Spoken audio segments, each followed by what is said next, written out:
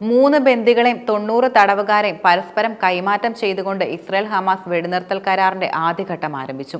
ലോകം മുഴുവൻ വളരെ പ്രതീക്ഷയോടെ ഉറ്റുനോക്കുകയാണ് ഈ കരാർ. ബന്ദികളാക്കിയ 3 ഇസ്രായേലി സ്ത്രീകളെ ഹമാസ് മോചിപ്പിച്ചത് 7 മണിക്കൂറിന് ശേഷം 90 പാലസ്തീൻ തടവുകാരെ ഇസ്രായേൽ മോചിപ്പിക്കുകയുണ്ടായി. തുടർന്ന് 42 ദിവസത്തെ വെടിനിർത്തൽ കരാറിന് ഖത്തറും ഈജിപ്തും അമേരിക്കയും ചേർന്ന് നടത്തിയ ശ്രമങ്ങൾ ഫലം കണ്ടു തുടങ്ങി.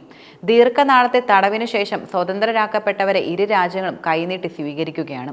യുദ്ധ തീവ്രതയിൽ നീറി ജീവിച്ചുകൊണ്ടിരുന്ന മനുഷ്യർക്ക് പുതിയൊരു പ്രതീക്ഷ കൂടി ലഭിച്ചുവെന്ന് പറയാം. നിയുക്ത അമേരിക്കൻ പ്രസിഡന്റ് ഡൊണാൾഡ് ട്രംപ് അധികാരത്തിലെത്തുന്നതിന് തലേദിവസമായിരുന്നു വെടിനിർത്തൽ കരാർ പ്രധാനമായും നടപ്പിലായത്. ഞായറാഴ്ച ഉച്ചയോടെയാണ് ബന്ദികളാക്കിയ ദമാരി, റോമി ഗൊനൈൻ, ഡോറോൺ സ്റ്റെയിൻബ്രച്ചർ എന്നീ 3 സ്ത്രീകളെ ഹമാസ് മോചിപ്പിച്ച് ഗാസയിൽ ഇന്റർനാഷണൽ റെഡ് ക്രോസ് കമ്മിറ്റിക്ക് കൈമാറിക്കൊണ്ട് സുപ്രധാന കരാറിന് തുടക്കം കുറിച്ചത്. ബ്രിട്ടീഷ് ഇസ്രയേലി സംയുക്ത പൗരത്വമുള്ള ദമാരിയെ 2023 ഒക്ടോബർ 7-നാണ് ഹമാസ് പ്രധാനമായി പിടികൂടി ബന്ദിയാക്കിയത്. എന്നാൽ മുൻ വോളണ്ടിയർ സ്കൗട്ട് കൗൺസിലറായ ഗൊനൈനെ ഗാസ അതിർത്തിയോട് ചേർന്നുള്ള നോവ മ്യൂസിക് ഫെസ്റ്റിവലിൽ പങ്കെടുക്കവെയായിരുന്നു ഹമാസ് പിടികൂടിയത്. 2023 ഒക്ടോബർ 7-ന് നടന്ന ആക്രമണത്തിനിടെ വെറ്റിനറി നഴ്സായ ഡോറൻ സ്റ്റെയിൻബ്രച്ചറിനെ കെഫർ ആസയിൽ സ്വന്തം വീട്ടിൽ നിന്നാണ് തട്ടിക്കൊണ്ടുപോയത്. ഹമാസ് ബന്ദികളാക്കിയ ഇസ്രായേലി സ്ത്രീകളെ മോചിപ്പിച്ച് മണിക്കൂറുകൾ കൊണ്ട് തന്നെ വെസ്റ്റ് ബാങ്കിലെ പാലസ്തീൻ തടവുകാരെ ഇസ്രായേൽ മോചിപ്പിക്കുകയുണ്ടായി. ബെയ്റ്റൂണിയ പട്ടണത്തിൽ മോചിപ്പിക്കപ്പെട്ട തടവുകാരെ പാലസ്തീന്റെയും ഹമാസിന്റെയും പതാകകളോടെയായിരുന്നു പ്രധാനമായും സ്വീകരിച്ചത്. തടവുകാരുടെ കൈമാറ്റം ഇസ്രായേലും ഹമാസും തമ്മിലുള്ള സംഘർഷം ലഘൂകരിക്കുന്നതിനുള്ള നിർണായക ചുവടുവയ്പായി ഇതിനെ കാണുവാൻ കഴിയും. ഇത് കൂടുതൽ ചർച്ചകൾക്കും ശാശ്വത സമാധാനത്തിനും വഴിയൊരുക്കുമെന്ന പ്രതീക്ഷയാണ് ലോകം മുഴുവനുള്ളത്. ഇത് മൊത്തത്തിലുള്ള സമാധാന നടപടികളിൽ സ്വാധീനം ചെലുത്തുമെന്ന പ്രതീക്ഷയും നിലനിൽക്കുന്നുണ്ട്. തടവുകാരുടെ മോചനത്തോടെ കരാറിന്റെ ആദ്യഘട്ടം പൂർത്തിയായിട്ടുണ്ട്. ഇസ്രായേൽ മോചിപ്പിച്ച തടവുകാരിൽ സ്ത്രീകളും കുട്ടികളും പുരുഷന്മാരുമാണ് ഉൾപ്പെടുന്നത്. ഇസ്രായേലികൾക്കെതിരായ ആക്രമണങ്ങളുടെ പേരിൽ ജീവപര്യന്ത തടവ് അനുഭവിക്കുന്ന 230-ലധികം പാലസ്തീൻ തടവുകാരെ നാടുകടത്താൻ ഒരുങ്ങുന്നതായും ഇസ്രായേൽ അധികൃതർ പുറത്തുവിട്ട പട്ടികയിൽ വെളിപ്പെടുത്തുന്നുണ്ട്.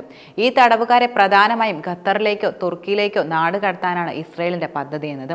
3 ഘട്ടങ്ങളായി ക്രമീകരിച്ചിരിക്കുന്ന ഇസ്രായേൽ ഹമാസ് വെടിനിർത്തലിന്റെ ആദ്യഘട്ടം 42 ദിവസമാണ് നിലനിൽക്കുന്നത്.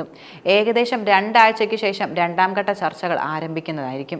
6 ആഴ്ചയ്ക്ക് ശേഷമുള്ള ഇസ്രായേലിന്റെ സുരക്ഷാ ക്യാബിനറ്റ് സ്ഥിതിഗതികൾ വിലയിരുത്തുകയും തുടർ നടപടികൾ തീരുമാനിക്കുകയും ചെയ്യുന്നതായിരിക്കും. ഇസ്രായേൽ ബോംബാക്രമണത്തെ തുടർന്ന് ഏകദേശം 1 ലക്ഷം പൗരന്മാർക്ക് തങ്ങളുടെ വീടുകൾ ഉപേക്ഷിച്ച് പലായനം ചെയ്യേണ്ട അവസ്ഥയാണ് വന്നത്. ദാരിദ്ര്യം, സാമ്പത്തിക പ്രതിസന്ധി എന്നിവയുൾപ്പെടെ നിലനിൽക്കുമ്പോൾ പാലസ്തീനിക്ക് ലെബനൻ നൽകിയ പിന്തുണ എടുത്തു പറയേണ്ട കാര്യവുമാണ്. 46,000-ലധികം പാലസ്തീനികളുടെ ജീവൻ അപഹരിച്ച ഇസ്രായേൽ ആക്രമണത്തിനൊടുവിൽ 6 ആഴ്ചത്തെ വെടിനിർത്തൽ കരാറിലെത്തിയതോടെ ഗാസയിലെ ജനങ്ങൾ യഥാർത്ഥത്തിൽ ആശ്വാസത്തിന്റെയും സമാധാനത്തിന്റെയും പാതയിലാണ്. വെടിനിർത്തൽ നിലനിൽക്കുന്നതുകൊണ്ട് പാലസ്തീനികൾ പതിയെ അവരുടെ വീടുകളിലേക്ക് മടങ്ങുകയും ചെയ്യുന്നുണ്ട്. ആക്രമണത്തിന്റെ താൽക്കാലിക വിരാമം ആശ്വാസം നൽകുമ്പോൾ നഷ്ടത്തിന്റെ വേദനയും ആഘാതവും മറുവശത്ത് അവരെ ബുദ്ധിമുട്ടിക്കുകയുമാണ്. വെടിനിർത്തൽ കരാറിൽ ഇസ്രായേലിന്റെ സമ്മിശ്ര പ്രതികരണങ്ങളാണ് ശരിക്കും ഉയർന്നു വരുന്നത്. ഗാസയിലേക്ക് സഹായം അനുവദിച്ചതിന് ചിലർ ഇസ്രായേൽ സർക്കാരിനെതിരെ വിമർശനങ്ങൾ ഉയർത്തുകയും ചെയ്യുന്നുണ്ട്. ഇത് ഹമാസിനെ ശക്തിപ്പെടുത്തുമെന്നാണ് അവർക്കിടയിൽ നിലനിൽക്കുന്ന പ്രധാന വിശ്വാസം. വെടിനിർത്തൽ കരാറിന്റെ ദൈർഘ്യത്തെയും ഒരു വിഭാഗം ചോദ്യം ചെയ്യുന്നുണ്ട്. സ്ഥിരമായ വെടിനിർത്തലിൽ കുറഞ്ഞതൊന്നും തങ്ങൾ അംഗീകരിക്കില്ലെന്ന് ഹമാസ് വ്യക്തമാക്കിയിട്ടുണ്ട്.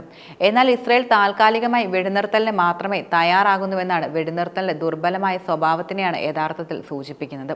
വെടിനിർത്തൽ കരാർ പ്രകാരം ഗാസയിലെ ചില പ്രദേശങ്ങളിൽ നിന്ന് ഇസ്രായേൽ സൈന്യം പിൻവാങ്ങുന്നതായ തരത്തിലും വിവരങ്ങൾ പുറത്തുവരുന്നുണ്ട്.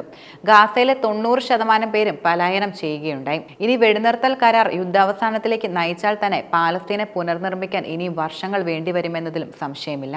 വെടിനിർത്തൽ പ്രഖ്യാപനം കൊണ്ട് ഗാസയിൽ വർഷങ്ങളായി നിലനിൽക്കുന്ന വംശഹത്യ അവസാനിക്കാനുള്ള ഒരു സാധ്യതയുമില്ല. അതിന് ഇസ്രായേലിന് ലഭിക്കുന്ന സൈനികവും നയതന്ത്ര സഹായങ്ങളും അവസാനിപ്പിക്കേണ്ടതും അനിവാര്യമാണ്. ഗാസയിൽ സമാധാനം കൊണ്ടുവരാൻ ഇനിയും ദീർഘദൂരം മുന്നോട്ട് പോകേണ്ടി വരും. അതിലും സംശയമില്ല. ഓരോ ആഴ്ചയും ഘട്ടം ഘട്ടമായിട്ടായിരിക്കും തടവുകാരുടെ മോചനം നടപ്പിലാക്കുന്നത്. നെറ്റ്സാരി, ഫിലാഡൽഫി കോറിഡോർ, ഗാസ മുനമ്പ് തുടങ്ങിയ പ്രധാന മേഖലകളിൽ നിന്ന് പിൻവാങ്ങുന്നതിൽ ഇരു വിഭാഗങ്ങളും തമ്മിൽ നിലനിൽക്കുന്ന തർക്കം ഈ ചർച്ചകൾ സങ്കീർണമാക്കുകയും ചെയ്യും.